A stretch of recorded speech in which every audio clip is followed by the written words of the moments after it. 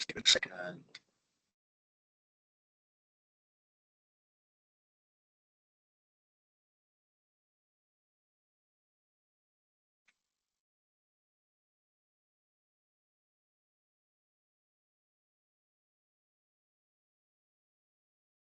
There we go. Um, so I think, Duarte, you saw my presentation coming because what I've done is I've got a huge number of questions about system dynamics, and I've been doing system dynamics since the early 1990s. And all I find is the more I work with it, the more questions I have. Because for one level, the System Dynamics Society is very driven by academic and policy level research. My experience has all been in terms of solving business problems. So I've got a very different perspective in terms of who's my customer, who uses what I do.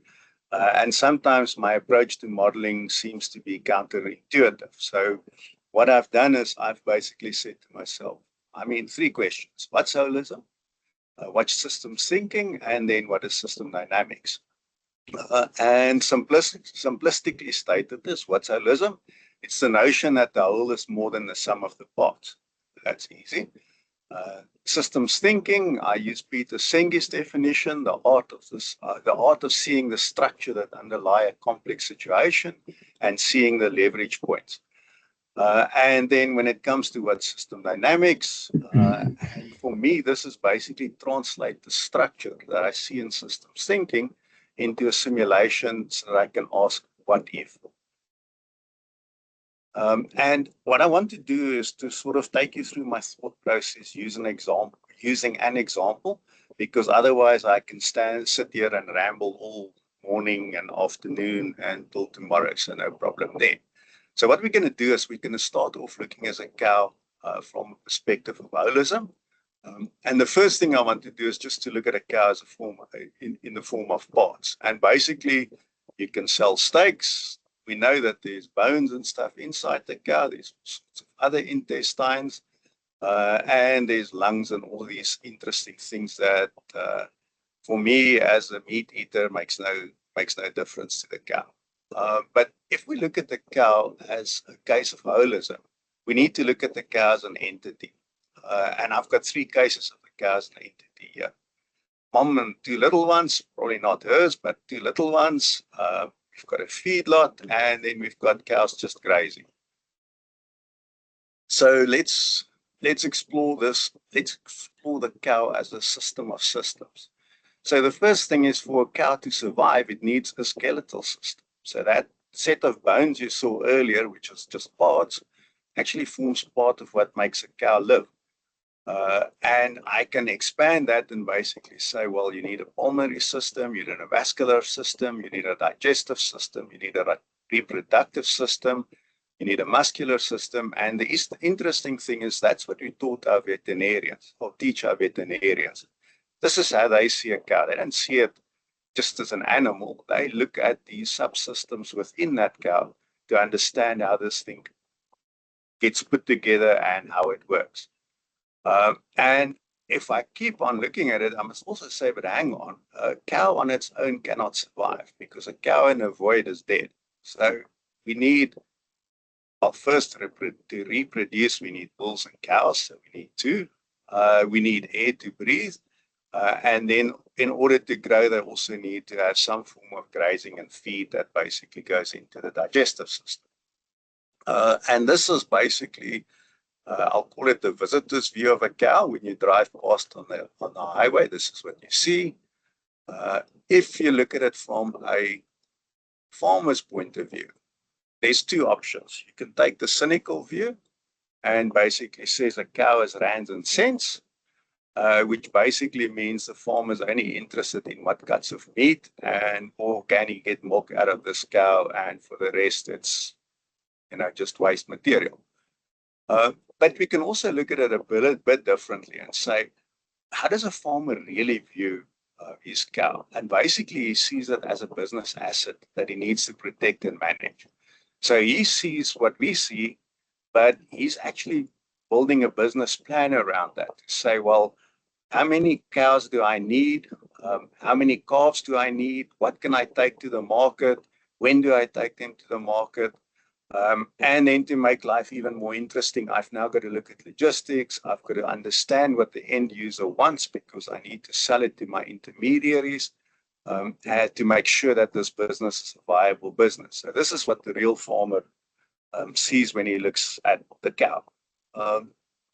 But we can also look at a cow slightly different and look at what must the farmer understand in order to run the cow as a business? Well, he needs to understand the reproductive system so he can plan his breeding program. He needs to understand the digestive system because he needs to do optimal feed for maximum gains. He needs to understand how to manage his grazing and feed. Do you bring in? How much do you bring in? So it's a logistics problem, but you also have to look at plant production. And then finally, there's the logistics system. That's just moving your cattle on your farm, but also moving it to outside your farm. And then finally, this is the business system. So how much do you invest? What does it cost you? What's your income? How much of that do you need to reinvest to continue to not just have a return on investment, but also have a sustainable, viable business? So I stopped there and I looked and I said, okay, that's my cow for now. So let's look at the next system that is confusing me. And this is the problem with economics. There's a lot of economists who use system dynamics, but they take their very peculiar views of it. And you get macroeconomists. Macroeconomists look at the economy as a whole. So they look at gross domestic product. Sorry, I just use their abbreviations, makes my life easier. They use changes in the gross domestic product, which is basically can be growth, but it can also be contraction or shrinkage or negative growth. And then one of their other favorites is basically employment, unemployment, and they'll put in interest rates, sorts of interesting things around that. And that creates their view of economics, which basically says you have to look at it from a very high level point of view to determine what is going to happen in the future. The second group of economists are a microeconomist. And our microeconomists basically look at demand and supply. So basically, there's a point where demand meets supply, and that's where you set your price, and that's where you're going to get your maximum returns. But there's also production efficiencies they worry about, and then there's working capital.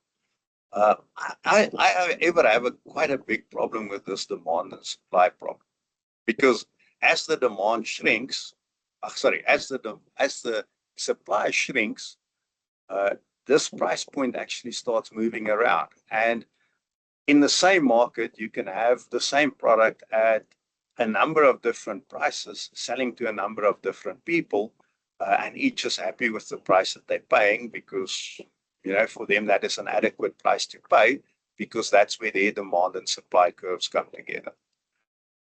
So again, if I look at the way that I understand the economy, is that the economy is a system of systems. And basically, each little factory in here is a system on its own. And this little system has got a market, it's got its own suppliers, so its own logistics, and it's got its capacity to supply out to that demand. And what happens in the market will influence it. So now you start adding, if there's multiple suppliers, the dynamics of the single entity won't necessarily change, but it will be influenced by the next player because you don't stop production because your competitor has now got a special and is outselling you.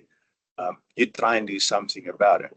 So that brings me to a view that says, from a structural point of view, the most important economic factor is, I think, gross domestic fixed investment, because this says how much of your money is going into your factories. Which then brings you to your combination of factories. And again, I use the word factories very broadly there, because if I look at economics, I say that there's at least 4 different classes of engines of economics. There's farming, which is, it's got particular nature. There's mining, there is manufacturing, and then there's the services industry. And each of them responds very differently to the gross domestic fixed investment in terms of what they require and in terms of the returns that they can give us. So basically, a combination of all the supply and demand curves is what gives us the economy. So the economy is not a thing that you can just look at from the outside. The economy is a result of basically individual activities, individual decision making. One of the classic examples for me is when there is a huge shortage of a particular product. In the 1980s, there was a huge growth in the demand for latex, and there was very short supply globally. And everybody who was into polymers has decided to go into latex. The day that one of the South African plants got commissioned, the market dropped completely out of the latex market because all over the world, everybody had seen this gap in the market, and everybody else had invested in plants as well. And because it takes you 2 years to build the plant, everybody came on stream on the same time, and suddenly there was a total glut of latex production. So, well, where does it leave me? Really, do I have answers? I'll be honest, I have even more questions after I started looking at this. So I've got a little notebook that's a big notebook, that I'm busy looking at specific cases and trying to interpret and expand and try and better understand. So I still don't have answers to everything.